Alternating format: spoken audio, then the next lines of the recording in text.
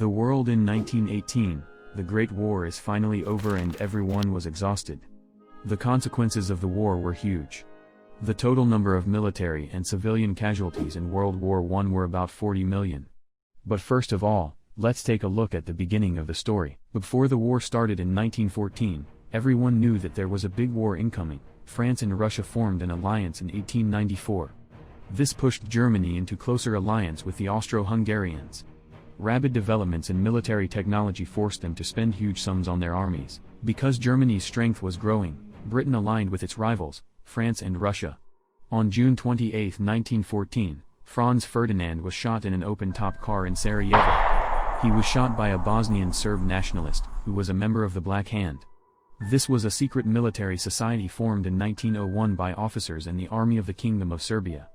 This murder was the trigger of the Great War. After this assassination, Austria-Hungary sent a list with impossible demands to Serbia.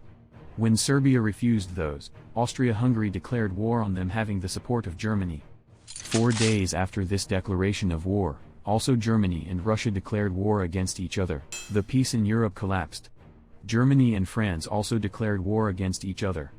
Because Germany didn't want to waste much time at the strong defended border with France, they decided to pass through the neutral Belgium and Luxembourg.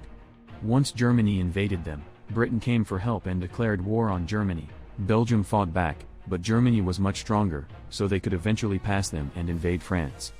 Germany hoped to occupy France completely before Russia was ready for war. But because of the loss of time in Belgium, Russia became ready for war too early. So Germany needed to divide his power in two parts so they could fight in the eastern and the western front line. The Austro-Hungarians tried to invade Russia, but failed. Then the Russians launched a counterattack and occupied some lands of the Austro-Hungarians. In the eastern front lines, the Germans were successful and could occupy some lands of the Russians. Meanwhile, also the Ottomans and the Italians joined the war. The Italians were allies with the Russians and the Ottomans were allies with the Central Powers. The first move of the Ottomans on land was their invasion of Russia, but it was too cold and the Ottoman soldiers were literally freezing. So the attack failed. The Ottomans fought also with the British in the Middle East and in Gallipoli, where they were attacked by the British Empire and France working together, but this attack failed, so they were defeated. In 1915, also the Bulgarians entered the war. With the help of Bulgaria and Germany, Austria-Hungary knocked out Serbia and invaded Montenegro and Albania. But then, on December 20th, the longest battle of the First World War took place in Verdun, in France. During this battle, France was defending Verdun and needed some help, so the British started a new attack, the Battle of the Somme. Thanks to this battle, German forces needed to split up, so France could defend Verdun more easily. On the Eastern Front, the Central Powers were pushing back the Russians. But Russia started a counter-attack named the Brusilov Offensive. They did really well, but they ran out of supplies and got stuck. During this offensive, Romania decided to enter the war, but they got pounded immediately. Then also Greece entered the war and they began a new offensive with its allies against the Central Powers.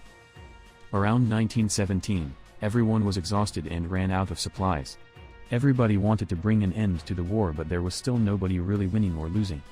But which country would quit the war first? Well, this country was Russia. While everyone was fighting in Europe, the US were constantly trading with the British, what made their economy grow significantly. The Germans saw this and sent an encrypted letter to Mexico to ask for entering the war and to invade the US. This message was encrypted in the Zimmermann telegram. The British intercepted this letter on its way to Mexico and let it see to the US. After reading it, they decided to declare war on Germany and began to send troops to Europe. So the Germans planned to attack France with all their forces before the US troops reached Europe. But they failed. The Americans reached France soon and helped the Allies fighting the Germans in France. With American troops now arriving in larger numbers, the Allies fought back. After this attack, the Central Powers were being pushed back on all fronts. Bulgaria collapsed first, followed by the Ottoman Empire and the Austro-Hungarians. Then, on November 11, 1918, also Germany surrendered.